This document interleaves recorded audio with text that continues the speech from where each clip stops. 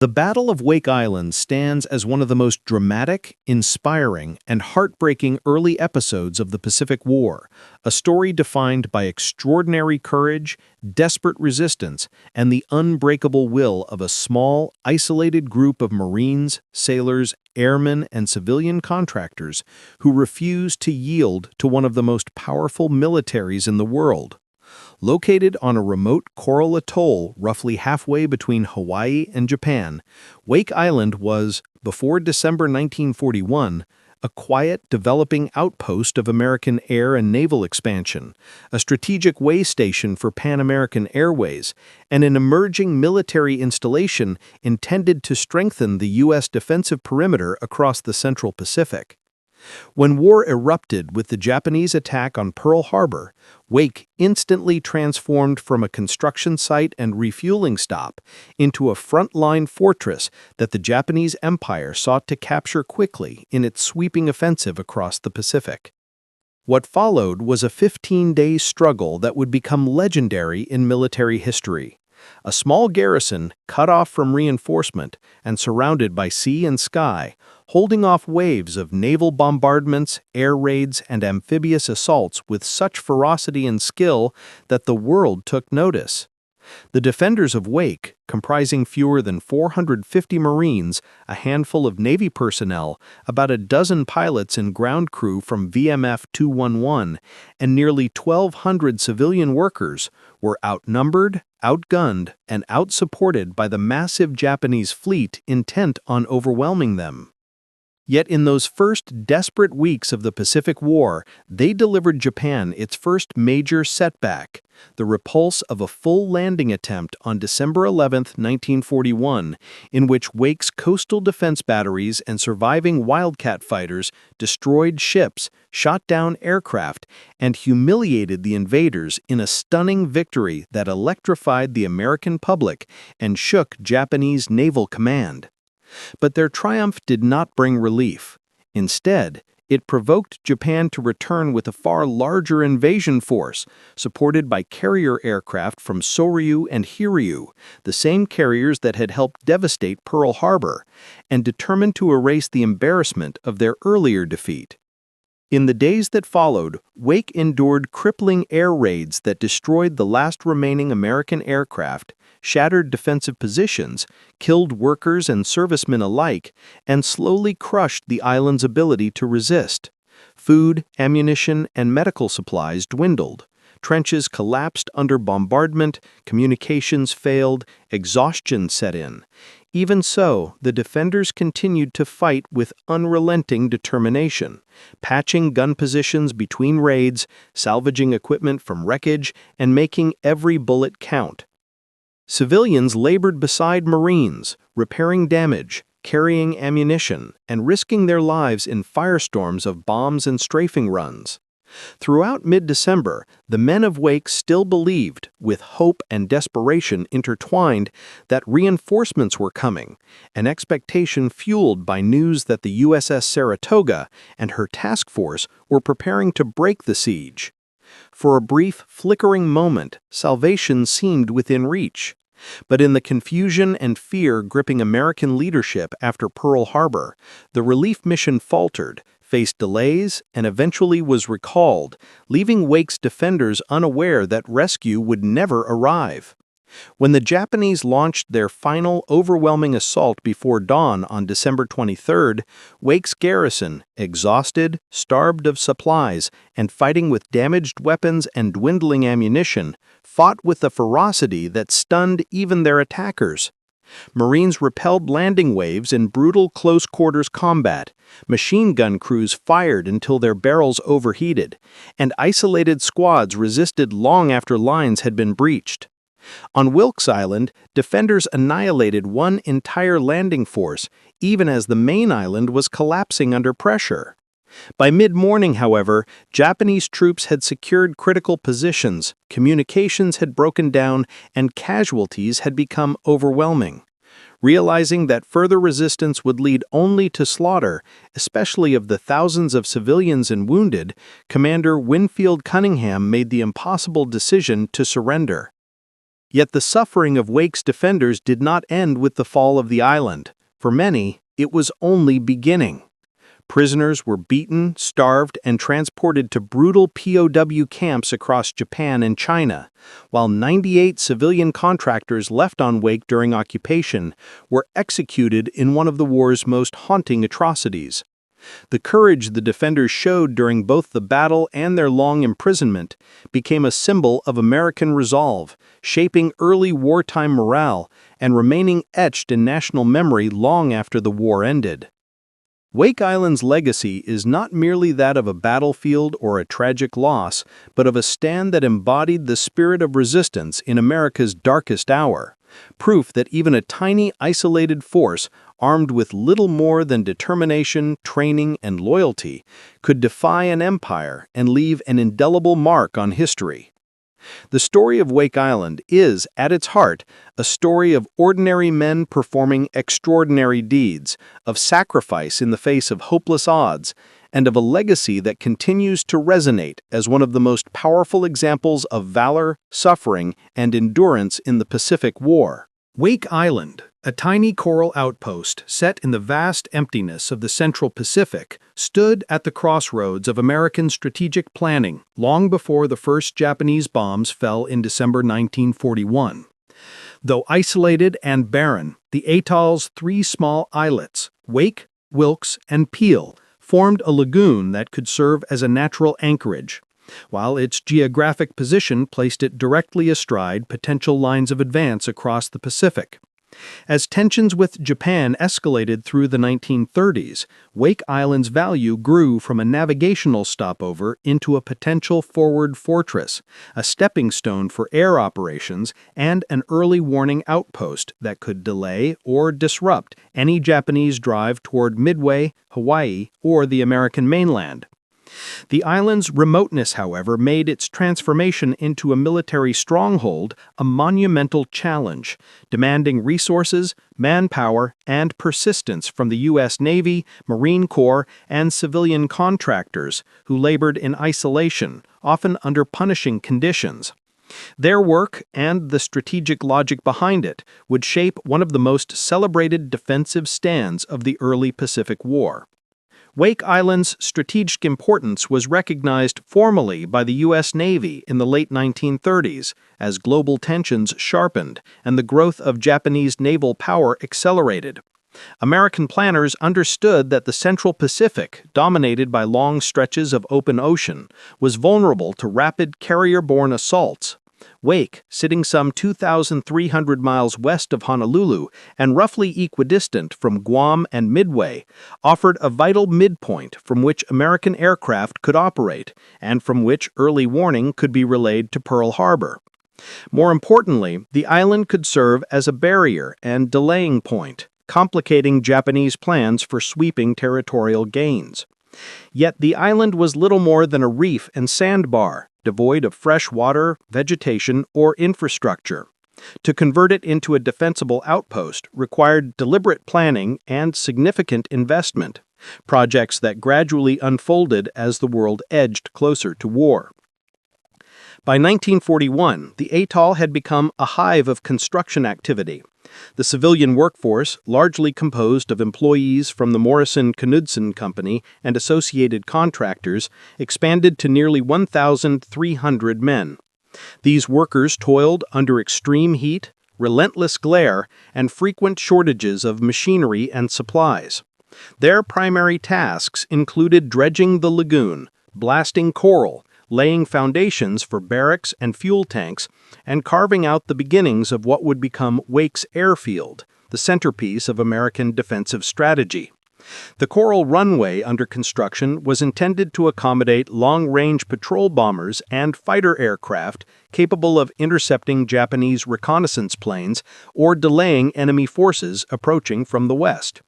As the threat environment deteriorated through 1941, the construction timeline was accelerated, though supply shortages and bureaucratic delays meant that by early December, the airfield was only partially completed. Still, Wake's defensive backbone, its capacity to base Marine fighters, was enough to make the island a threat to Japanese plans. Complementing the airfield were the island's coastal defenses, most notably a network of 6 5-inch naval guns salvaged from decommissioned World War I-era destroyers. These battery positions, one on Wilkes, 2 on Wake, and 1 on Peel, were emplaced to cover approaches to the lagoon and deny enemy ships the ability to bombard or land unopposed. While the guns were decades old, their firepower was sufficient to deter or devastate light Japanese warships. Under the direction of the 1st Marine Defense Battalion, commanded by Major James P. S. Devereux, the gun crews trained rigorously, often drilling late into the night to compensate for shortages in ammunition and modern fire control equipment. The Marines also erected trenches, foxholes, and machine gun nests, though much of the island's flat terrain and limited natural cover posed severe challenges to creating defensible positions.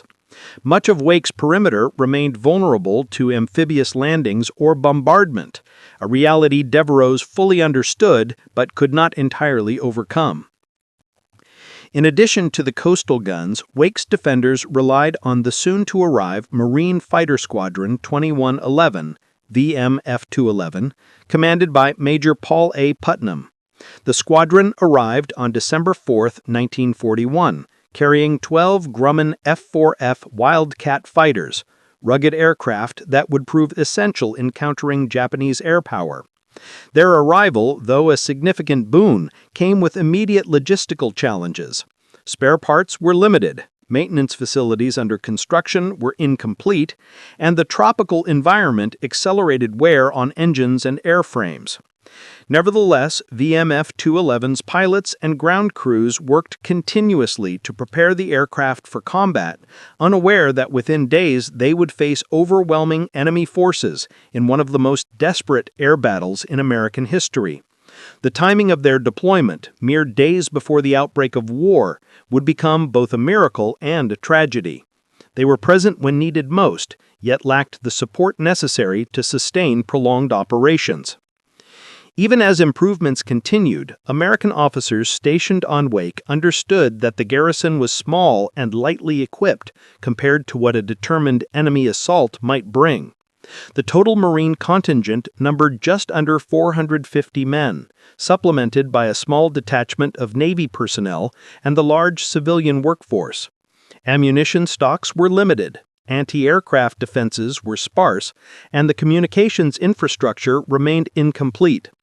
Moreover, the garrison lacked radar, leaving VMF-211 and the coastal batteries dependent on visual identification of approaching aircraft or ships. Despite these shortcomings, morale remained high. Wake Island was considered a symbol of American presence in the region, a testament to national resolve, and a strategic stepping stone whose significance was well understood by the Marines who would soon defend it under unimaginable pressure. The island's pre-war routine reflected a blend of urgency and monotony. The Marines trained constantly, drilling for scenarios ranging from amphibious assaults to bomber raids. They practiced manning gun positions, coordinating with hypothetical air support, and defending the airfield under fire. Meanwhile, civilian workers built infrastructure by day and shared meals with Marines in makeshift mess halls at night, forming an unusual but close-knit community bound together by shared hardship and isolation. Letters home arrived sporadically, supplies were infrequent, and recreation was limited to small gatherings, improvised sports, or conversations under the starlit Pacific sky. Yet beneath the outward calm lay a growing awareness that war was imminent. Rumors circulated of Japanese reconnaissance overflights and intercepted communications suggesting increased military activity. Wake's defenders felt the tightening of events, though none could imagine the scale or suddenness with which war would come.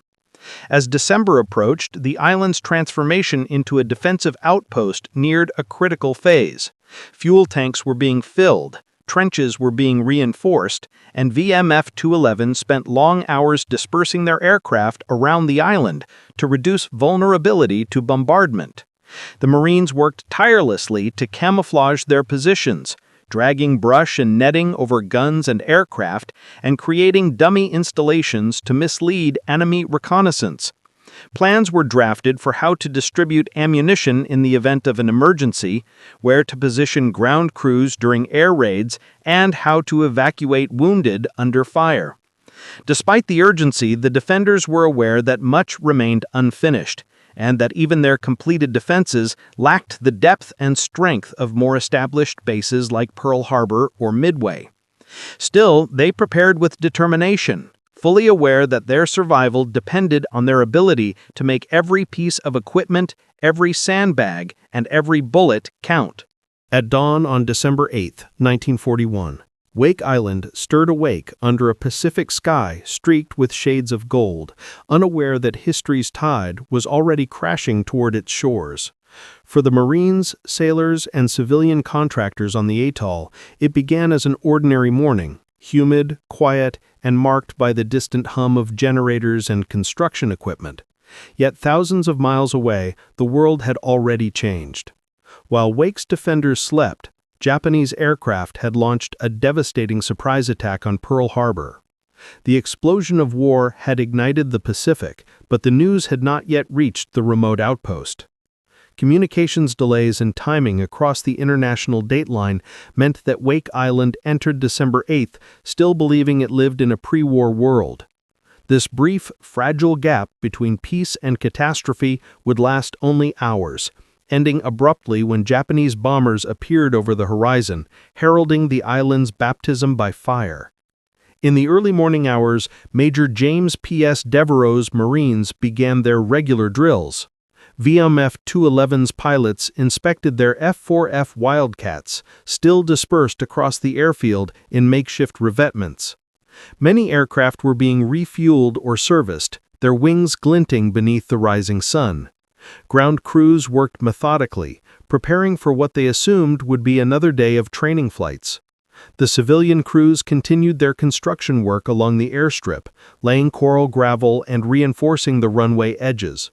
Some chatted about letters from home, while others prepared equipment or cleared debris from the previous day's work. The stillness of the morning carried no hint of the violence racing toward them. Even the ocean seemed deceptively calm, its gentle waves lapping against the atoll's shoreline as though guarding a secret soon to be revealed. Shortly after 6 a.m., Wake received a message, fragmented, unclear, and alarming, from Pearl Harbor Naval Command. The transmission mentioned that hostilities with Japan were imminent. However, the cryptic nature of the message left room for confusion, and attempts to request clarification were met with silence. Moments later, at 7 a.m., a second, more urgent message arrived. Japan has commenced hostilities. Go on alert. The defenders of Wake Island froze. The implications were staggering. The rumor of war had become fact. Though no one yet knew the magnitude of the attack on Pearl Harbor, the Marines understood that their remote outpost was now vulnerable, a likely target in the sweeping Japanese offensive. Major Devereaux immediately ordered his men to full readiness. Major Paul Putnam of VMF 211 instructed pilots to prepare for air reconnaissance. Yet despite these preparations, the island remained perilously exposed. Many Wildcats were undergoing maintenance. Anti-aircraft crews had limited ammunition. The island had no radar. Wake Island, for its bravery and heroism, would face its first test blind. In the early morning hours, Major James P.S. Devereaux's Marines began their regular drills. VMF 211's pilots inspected their F-4F Wildcats, still dispersed across the airfield in makeshift revetments. Many aircraft were being refueled or serviced, their wings glinting beneath the rising sun. Ground crews worked methodically, preparing for what they assumed would be another day of training flights. The civilian crews continued their construction work along the airstrip, laying coral gravel and reinforcing the runway edges. Some chatted about letters from home, while others prepared equipment or cleared debris from the previous day's work. The stillness of the morning carried no hint of the violence racing toward them. Even the ocean seemed deceptively calm, its gentle waves lapping against the atoll's shoreline, as though guarding a secret soon to be revealed. Shortly after 6 a.m., Wake received a message, fragmented, unclear, and alarming, from Pearl Harbor Naval Command. The transmission mentioned that hostilities with Japan were imminent. However, the cryptic nature of the message left room for confusion, and attempts to request clarification were met with silence. Moments later, at 7 a.m., a second, more urgent message arrived. Japan has commenced hostilities. Go on alert. The defenders of Wake Island froze. The implications were staggering. The rumor of war had become fact. Though no one yet knew the magnitude of the attack on Pearl Harbor, the Marines understood that their remote outpost was now vulnerable, a likely target in the sweeping Japanese offensive. Major Devereaux immediately ordered his men to full readiness. Major Paul Putnam of VMF 211 instructed pilots to prepare for air reconnaissance. Yet despite these preparations, the island remained perilously exposed. Many Wildcats were undergoing maintenance. Anti-aircraft crews had limited ammunition. The island had no radar. Wake Island, for its bravery and heroism, would face its first test blind. Just after 11:30 a.m., the defenders received new intelligence.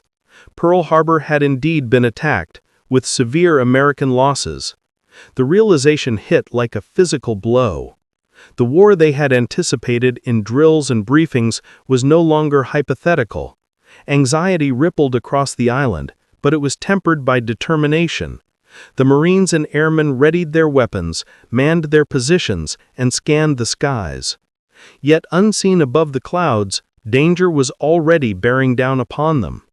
A formation of 27 Japanese G-3M Nell bombers from the Marshall Islands, escorted by fighters, had crossed the Pacific expanse undetected. They approached Wake from the south, their engines humming like distant thunder. The timing, whether planned or fortunate, meant that many Marines and civilians were still exposed on the airfield or near construction sites. Meanwhile, several Wildcats were lined up in the open, awaiting refueling, an unintended but disastrous vulnerability. At 11:58 a.m., as the midday sun blazed overhead, the sky suddenly erupted with the silhouette of incoming aircraft. The alarm, "Air raid, air raid, all hands take cover," blared across the atoll. Some Marines sprinted toward sandbag positions. Others dove into shell craters or dashed for the limited cover provided by scattered structures. Major Putnam and VMF 211's pilots raced toward their aircraft, but it was already too late. The Japanese bombers descended in perfect formation, releasing their payloads with terrifying precision. The first wave struck the airfield directly, sending geysers of coral, sand, and flaming fuel skyward. Wildcats exploded where they stood, their fuel tanks igniting into giant fireballs. Maintenance crews were thrown into the air by shock waves or cut down by shrapnel. Men who had been working on runways were caught in the open, with no hope of reaching safety before the next bombs fell. The destruction was immediate and catastrophic. 7 of VMF 211's 12 Wildcats were obliterated in minutes. The airfield erupted into a landscape of twisted metal, burning fuel, and black smoke rising in dense columns that blotted out the sun. The Japanese bombers made several passes, targeting not only the airstrip but also machine gun emplacements, living quarters, and storage areas. Their attack patterns were disciplined and lethal, honed by years of combat in China. Marines fired desperately with machine guns, but without functioning anti-aircraft batteries ready to respond, their efforts could not interfere with the attackers' operations. The sound of explosions mingled with the screams of wounded men and the deafening roar of engines overhead. Civilian workers, many not trained for combat emergencies, ran for trenches or lay flat against the ground. Others rushed to help the wounded, dragging injured comrades from flaming wreckage or smothering fires with whatever material they could find. Throughout the onslaught, Major Devereaux attempted to coordinate defenses, shouting orders amid the chaos. Corpsmen sprinted across the burning airfield, often exposing themselves to enemy machine gun fire. Major Putnam, furious and heartbroken, watched his squadron suffer devastating losses before it even had the chance to engage the enemy. By the time the Japanese planes turned away and began their return to base, the island lay shattered. The airfield was cratered, slick with oil, and littered with the charred remains of aircraft. Smoke drifted over the lagoon, staining the sky a bitter shade of gray. More than half of Wake's fighter strength was destroyed on the ground. 45 Marines and civilians were killed, with many more wounded. The bombing had crippled the island's primary defensive advantage, its air power, before the defenders had even fired a meaningful shot. Yet, in the aftermath of destruction, something extraordinary happened. The survivors rose. The Marines rushed to rescue trapped comrades, extinguish fires, and drag damaged aircraft into cover. Civilians, some of them injured, joined in the effort. Despite the shock, despite the losses, Wake Island refused to break.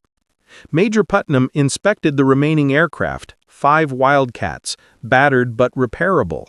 Ground crews worked feverishly to patch holes, replace damaged parts, and prepare the remaining fighters for combat. With the Japanese likely to return, every surviving Wildcat represented a lifeline.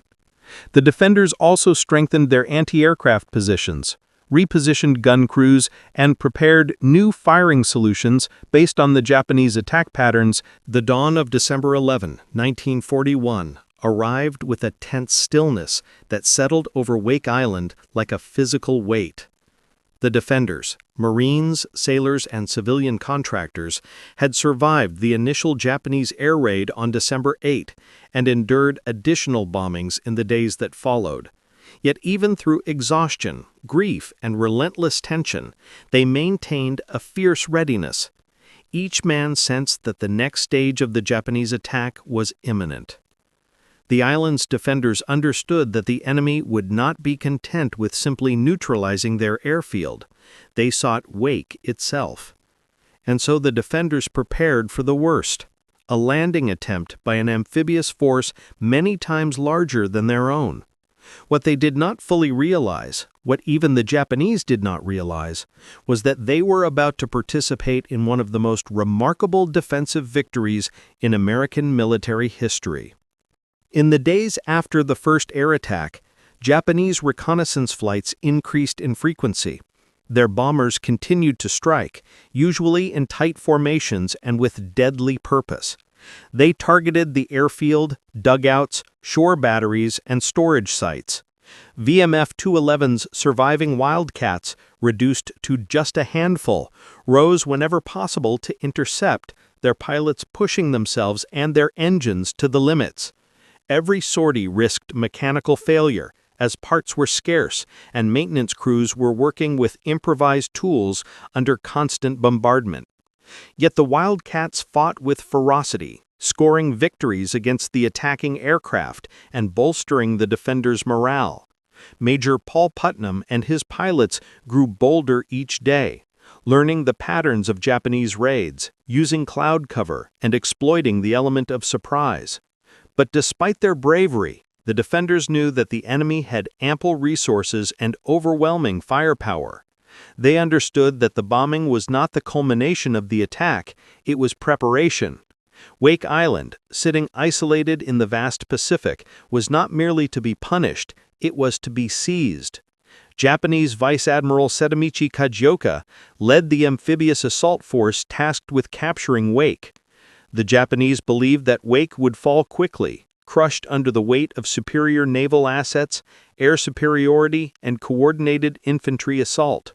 Their landing force consisted of troop transports, patrol boats, destroyers, and support vessels, protected by cruisers that lay farther offshore.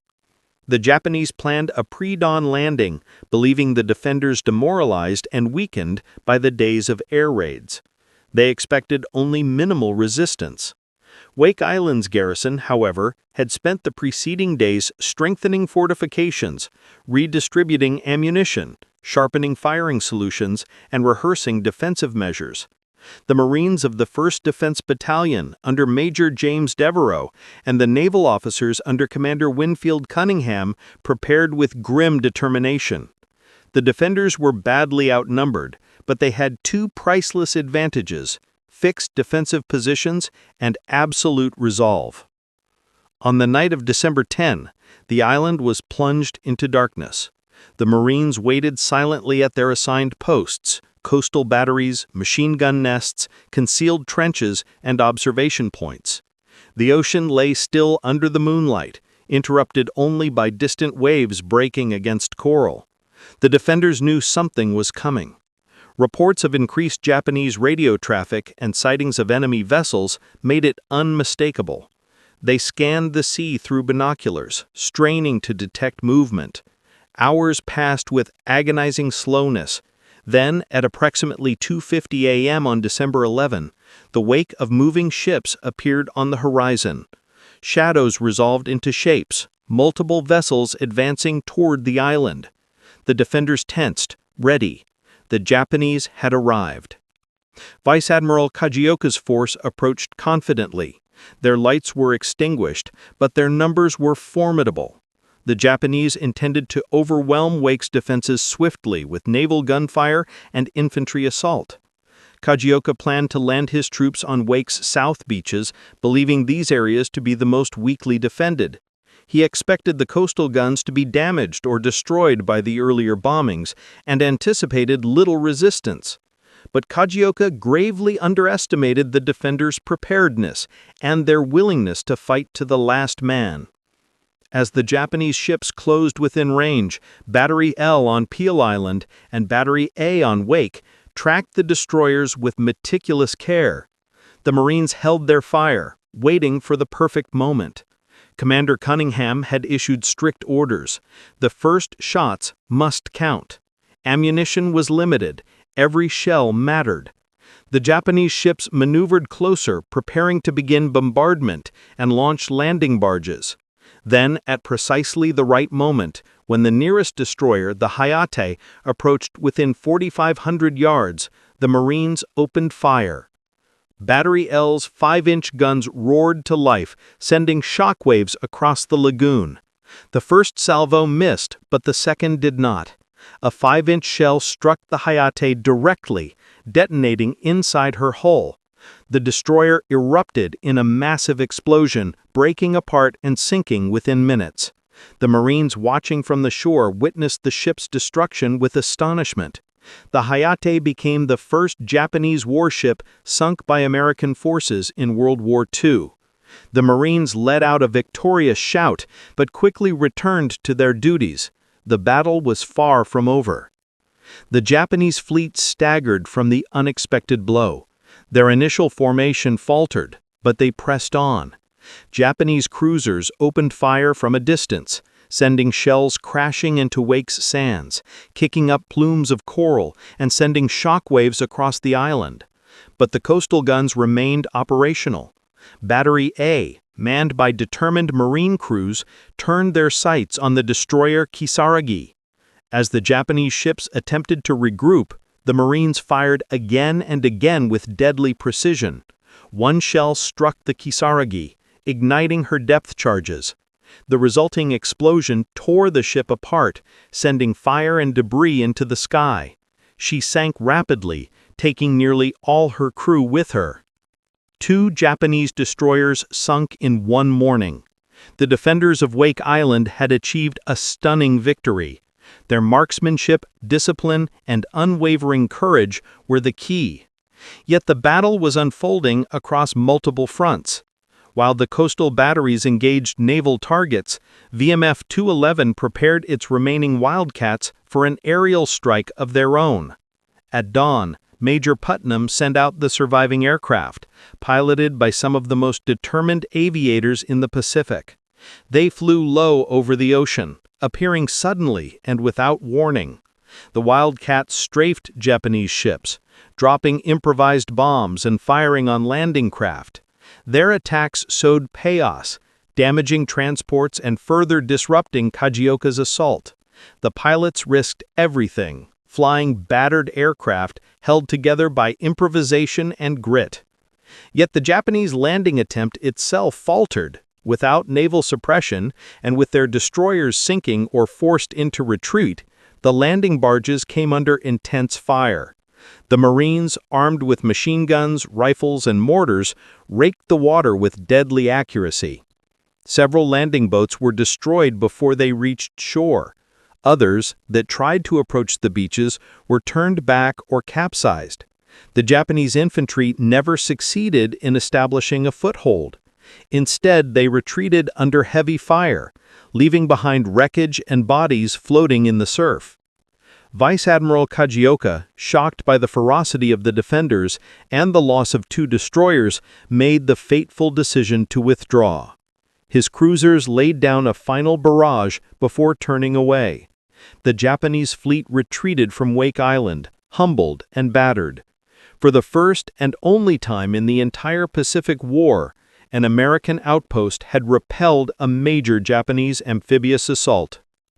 The defenders had achieved what many thought impossible.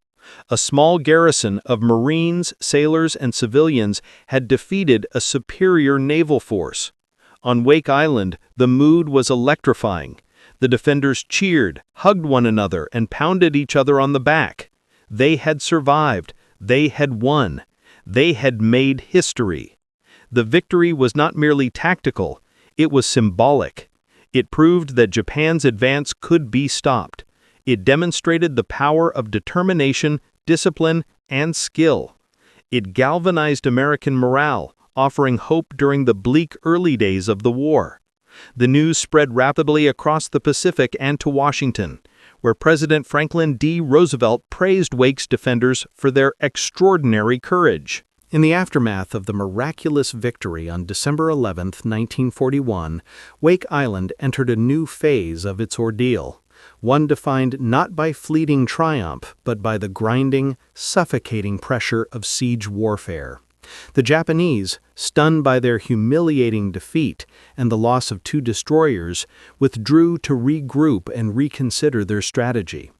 Yet their retreat did not signal relief for the defenders of Wake Island. Rather, it marked the beginning of a period of relentless bombardment, deepening isolation, and growing desperation. Having bloodied Japan's nose in a rare and historic defensive success, the men of Wake Island now faced the full weight of an angry empire determined to erase its embarrassment. Every man on Wake, Marine, sailor, airman, or civilian, understood that their situation had changed. Reinforcements were uncertain, supplies were dwindling. Air superiority had shifted decisively to the enemy. The defenders would soon find themselves locked in a desperate struggle to survive against starvation, exhaustion, and overwhelming firepower. The hours following the repulsed landing attempt were filled with frenetic activity. Commander Winfield Cunningham and Major James Devereaux immediately ordered every surviving Marine and civilian into action. Fortifications had been damaged by naval fire and bomb blasts. Trenches needed deepening, sandbags needed replacing, and gun pits needed clearing. The coastal batteries, heroes of the previous day's action, were inspected, repaired, and carefully recamouflaged. Some gun barrels had overheated, others were worn, sights needed recalibration, ammunition stocks had to be reorganized. The defenders also recovered unexploded ordnance, extinguished lingering fires, and retrieved bodies from among the wreckage. The cost of their victory had not been light. Men had been wounded, structures shattered, and equipment strained nearly to breaking. Yet morale soared. The Marines felt they had proven themselves, and many believed that reinforcements surely would now be dispatched to save them. But this hope, powerful though it was, soon began to darken. News from Pearl Harbor and Hawaii filtered slowly and incompletely to the atoll. The scale of the destruction inflicted by the Japanese became clearer with each report. Battleships sunk, aircraft destroyed, and the U.S. Pacific Fleet temporarily crippled. Wake Island, once a small but valuable outpost, now seemed distant and expendable compared to the monumental losses at Pearl Harbor. Communication delays and command confusion added to the uncertainty. Wake's defenders did not yet know whether reinforcements were coming, or if they would be left to fight alone until the end. The first sign that Japan had not abandoned Wake came the very next day. On December 12th, shortly after dawn, Japanese aircraft returned. These raids, smaller than those of December 8th but more frequent, marked the beginning of an unbroken pattern of harassment. Bombers approached from different angles, sometimes in tight formations, and sometimes staggered to stretch out the alarm period. Their targets varied: the airfield, machine gun positions, supply depots, and the remaining wildcats of VMF 211.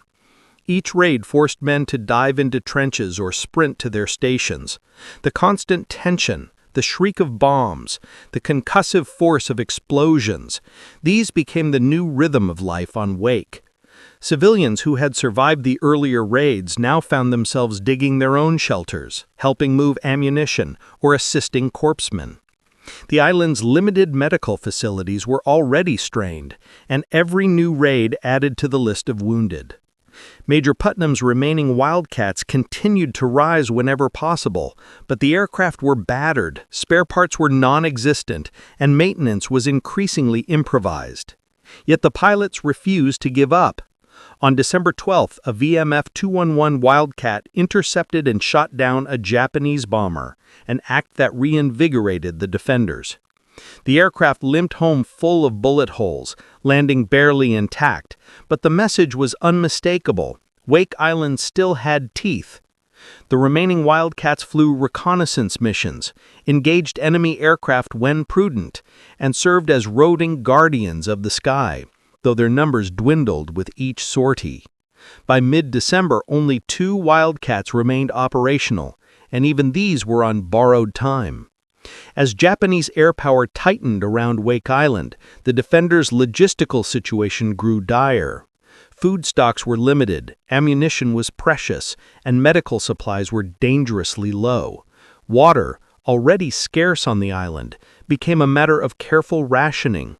The Marines restricted showers, reduced drinking water, and carefully monitored storage tanks against bomb damage. Sleep became rare. Men took shifts, catching minutes of rest whenever possible, often waking to fresh raids or shelling. The constant state of alert wore down even the most seasoned Marines. The psychological strain was immense. Each sunrise brought the expectation of more bombing, more destruction, and perhaps the long-awaited, feared return of the Japanese landing force. Meanwhile, the Japanese fleet regrouped. Vice Admiral Kajioka, humiliated and furious, demanded reinforcements. The Imperial Navy dispatched additional cruisers, destroyers, troop transports, and aircraft carriers to ensure that Wake Island would not withstand a second assault. Japanese strategy shifted. Before attempting another landing, they would pound Wake into submission from the air and sea. The new fleet assembled at the Marshall Islands and prepared to strike with overwhelming force, determined to crush any remaining resistance. Beginning December 14th, the intensity of Japanese bombardments increased. Larger formations of bombers appeared, dropping heavier ordnance with greater accuracy. They targeted the island's heart, the airfield which still supported the last of VMF 211's Wildcats, the coastal batteries which had proved devastatingly effective on December 11th, and the civilian contractor camp, which offered no military value but had become a symbol of Wake's resilience. The Japanese sought to terrorize the defenders and destroy their will to fight. On some days, raids arrived in waves up to 6 times a day. Buildings were obliterated, trenches collapsed, and gun crews were buried alive in their positions. Still, the defenders held. Marines dug deeper, repositioned weapons, and used the terrain to their advantage. Civilians volunteered as stretcher bearers, ammunition carriers, and construction workers. Some assisted corpsmen with the wounded, Others helped repair communication lines again and again as bombs shattered cables. Commander Cunningham praised their courage, noting that many civilians displayed the tenacity of seasoned Marines. The siege had transformed Wake Island from a remote outpost of military and civilian laborers into a unified fighting community bound by shared danger and unwavering resolve. During this period, the defenders received their first glimmer of hope, news that a relief expedition, the USS Saratoga Task Force, was being assembled at Pearl Harbor. This fleet, consisting of the Saratoga, cruisers, destroyers, and troop transports carrying reinforcements, was intended to break the siege and save Wake Island. When word reached the atoll, joy swept through the ranks. Men cheered, slapped each other on the back, and celebrated privately despite the ongoing danger. The promise of relief lifted spirits and strengthened their determination to hold out. If they could survive just a little longer, they believed salvation would arrive from the east. But the Pacific War was still in its chaotic beginning, and the situation constantly shifted. Japanese reconnaissance detected the American relief force, and fearing that Wake might actually be saved, Tokyo ordered an acceleration of the assault timetable. The Imperial Navy's powerful carriers Soryu and Hiryu, veterans of the Pearl Harbor attack, joined the Wake operation, bringing overwhelming air power. Reinforced Japanese fleets moved toward Wake with determination. Meanwhile, American leadership, still reeling from Pearl Harbor, grew increasingly hesitant. Concerns about risking the Saratoga so soon after the Pacific Fleet's destruction caused delays. The relief expedition slowed, and then, in a painful reversal, was recalled altogether. Wake Island would not be saved. Its defenders would be left to face Japan alone. The men of Wake never received this information. They continued to prepare for survival, unaware that rescue was already slipping beyond their reach. They held their positions, strengthened defenses, and rationed supplies. The remaining Wildcats, struggling to stay airborne, engaged in every possible mission. One was lost to mechanical failure, the other, riddled with damage, remained operational by sheer will and ingenuity. Still, the Marines believed. They believed because they had to. The final day of Wake Island's defense, December 23, 1941, stands as one of the most intense, heroic, and tragic episodes in early Pacific War history. After more than 2 weeks of bombardment, attrition, dwindling supplies, and exhaustion, the garrison faced the inevitable, a full-scale Japanese landing backed by overwhelming naval and air power. The defenders had been pushed to their physical and emotional limits. Their trenches were cratered, their machine guns worn, their coastal batteries nearly out of ammunition, and their remaining Wildcats destroyed or inoperable. Yet despite these hardships, the spirit of the Marines, sailors, airmen, and civilians stationed on Wake had not broken. On that dark morning, as Japanese forces launched their final assault, Wake Island's defenders fought with a ferocity born not only of duty, but of unyielding pride, defiance, and brotherhood. The events leading to the climactic battle began before dawn. In the early hours of December 23rd, the Japanese invasion force, bolstered by reinforcements and strengthened by the carrier air groups of Soryu and Hiryu, moved into position under cover of darkness. Learning from their earlier defeat, the Japanese planned a coordinated assault that combined amphibious landings, naval bombardment, and air support. Their goal was clear: overwhelm the defenders before sunrise, secure the beaches, and silence any surviving resistance. The weather favored them. Heavy clouds and darkness concealed their approach. Wake's radar had been destroyed earlier in the siege, and the defenders, worn down by weeks of raids, had grown accustomed to the sounds of distant engines and shelling. But as the Japanese fleet closed in, its presence was unmistakable. Shortly after 2:00 a.m., Japanese destroyers began probing the island's defenses, firing shells that landed across Wake and Wilkes Islands. These bombardments, although clumsy in the darkness, suppressed some of the outlying positions and forced Marines to remain sheltered rather than reposition themselves. Meanwhile, special naval landing forces, elite troops trained for amphibious assaults, prepared to disembark from their transports. Their orders were to hit two key points: the southern shore of Wake Island near the airfield and the western end of Wilkes Island. If they established a foothold, they could fan out, capture airstrips, neutralize gun positions, and cut off communications between the islands.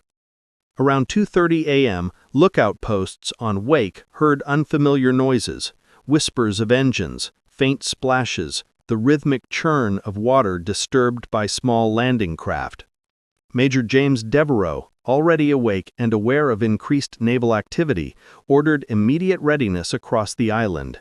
Marines scrambled to their positions, civilians assisting where needed, and corpsmen prepared for casualties. But visibility was nearly zero. The Japanese landing force, moving silently under the moonless sky, exploited this advantage. At approximately 2:45 a.m., they reached the reefs surrounding Wake and began navigating through the choppy waters toward the beaches. The first landings occurred near the southern shore. Japanese troops, many carrying grenades, rifles, and demolition charges, leapt into waist-deep water and advanced toward the beach. At first, the Marines could only hear them, shouts in Japanese, splashes, metallic clanking. But when the silhouettes appeared, silhouetted momentarily by distant bursts of naval gunfire, the defenders opened fire. Machine guns from hidden positions roared to life, raking the beaches with deadly accuracy. The first waves of Japanese attackers fell in numbers, some collapsing in the surf, others floating back into the dark waters. The Marines fought with grim determination, conserving every bullet and firing only when they saw clear targets. But the Japanese pressed on. More landing craft arrived, and subsequent waves brought hundreds of troops onto the beaches. The darkness, combined with the chaos of battle, allowed many to slip between defensive positions or find cover among the dunes. On several occasions, Japanese soldiers managed to rush Marine gun positions, leading to brutal close-quarters combat. Bayonets, knives, rifle butts, and fists were employed in desperate struggles. The defenders, though outnumbered, fought with strength and ferocity. Some positions held, others were overrun. The front lines shifted repeatedly, each side gaining and losing ground in the confusion. Meanwhile, on Wilkes Island, the Japanese launched a smaller secondary landing intended to divide the defenders' attention. But here the Marines were prepared. As the Japanese approached, the defenders opened fire with deadly precision. Machine gun crews poured bullets into the incoming boats, sinking several before they could unload their troops. Japanese soldiers who managed to reach shore found themselves trapped in a deadly crossfire. The defenders, motivated by the knowledge that holding Wilkes meant protecting Wake Island's flank, fought with extraordinary discipline. By dawn, the Marines on Wilkes had nearly annihilated the landing force. Their side of the battle was a rare success in an overwhelming assault, a testament to the defenders' skill and determination. But on the main island, the situation had become grave. Japanese troops had established footholds and were expanding their positions. They advanced toward the airfield, pushed inland toward command posts, and attempted to sever communications lines. The Marines fought back with every resource available. Major Devereaux moved from position to position, coordinating defenses, encouraging his men, and personally directing fire. Commander Winfield Cunningham focused on overall control, ensuring that messages were relayed, casualties treated, and remaining resources allocated strategically. Despite their heroic resistance, the defenders faced insurmountable odds. The Japanese naval bombardment intensified as dawn approached. Shells crashed into defensive lines, obliterating trenches, destroying equipment, and killing or wounding Marines. Fires spread across the island. Smoke filled the air, mixing with dust and explosive residue to form a choking haze. Communications became increasingly unreliable as wires were cut by shell fire. Reinforced Japanese units pressed deeper inland, using grenades and automatic weapons to flush out defenders. The Marines found themselves fighting from crater to crater, building to building, and ridge to ridge. The turning point came around 6 a.m., when Japanese troops succeeded in capturing key positions near the airfield. This breakthrough split the defenders and allowed the Japanese to bring in additional troops from the beach. Morale remained high among the Marines. They were still fighting fiercely, but they could feel the tide shifting against them. Ammunition was running dangerously low. Many machine guns had overheated or jammed. Some artillery pieces had been destroyed or captured. Casualties mounted. Bodies lay across the battlefield, some covered hastily by sand, others untouched where they fell. By mid-morning, Wake Island's defenders were fragmented into isolated pockets of resistance. Small groups of Marines fought independently, unaware of the larger situation. Corpsmen worked tirelessly to tend to the wounded, often under fire. Civilians, too, played critical roles, carrying ammunition, helping the injured, relaying messages, and providing essential labor. Their courage under fire earned admiration from every Marine who witnessed it. Yet the outcome was no longer in doubt. The Japanese force, now firmly ashore and reinforced by additional waves, began sweeping the island to eliminate all resistance. Their discipline and experience in amphibious warfare showed as they maneuvered around defensive positions and overwhelmed them from multiple sides. The defenders were pushed back to the northern and eastern sectors. By 10 o'clock a.m., the Japanese held most major positions. At this point, both Cunningham and Devereaux recognized the grim truth. Further resistance would mean slaughter. Civilians were at risk of massacre. Wounded men lay helpless with no chance of evacuation. Ammunition supplies were nearly exhausted. Communications were failing. The Japanese controlled the air, the sea, and increasingly, the ground. To continue fighting meant condemning hundreds of men to death without changing the final outcome. After conferring briefly, Cunningham made the agonizing decision. Wake Island would surrender. Just after 11 a.m., messages were sent to units across Wake ordering a ceasefire. Marines, exhausted, bloodied, and devastated, laid down their arms. Some wept, others stared blankly, unable to accept the reality. The Japanese swept through remaining positions, collecting prisoners and securing the island. By midday, the battle was over. Wake Island had fallen. The fall of Wake Island on December 23, 1941, did not mark the end of the defenders' ordeal, but rather the beginning of an even darker chapter, one defined by captivity, brutality, suffering, and the long struggle to ensure that their story would not be forgotten. The bravery of the Marines, sailors, airmen, and civilians who defended the island was matched only by the endurance they displayed in the months and years that followed, enduring conditions that tested their humanity to the limits. Even after the guns fell silent, the men of Wake continued to pay a profound and terrible price for their resistance. Their imprisonment under Japanese control and the atrocities committed against them have become an essential part of the island's legacy, one that continues to shape the memory of the Pacific War and the nation's understanding of sacrifice. When Wake Island's defenders were rounded up shortly after their surrender, the Japanese forces were both impressed and furious. Wake had cost them dearly. Ships sunk, aircraft destroyed, and elite troops lost. Many Japanese officers viewed the defenders with a mixture of respect and anger. The prisoners, nearly 1,600 in total, including Marines, Navy personnel, airmen of VMF 211, and the nearly 1,200 civilian contractors of Morse & Cundison, were gathered into makeshift compounds. Their conditions immediately reflected the chaos and hostility of the moment. Marines suffering from untreated wounds lay on the ground without medical attention. Civilians who had fought beside the defenders were treated as prisoners of war despite their non-combatant status. Food, which had been scarce during the siege, became even more limited. Water was rationed to painful extremes. Many prisoners, exhausted and wounded, collapsed as Japanese soldiers shouted orders. Others were beaten for moving too slowly or not understanding instructions. The captives were stripped of personal belongings. Some were forced to kneel for hours under guard. Yet even in these first hours of captivity, the defenders of Wake Island maintained the stoic dignity that had defined their resistance. Officers like Commander Winfield Cunningham continued to advocate for better treatment of the wounded, even at personal risk. Marines watched over civilians, shielding them from abuse when possible. The solidarity forged in battle became a lifeline in captivity.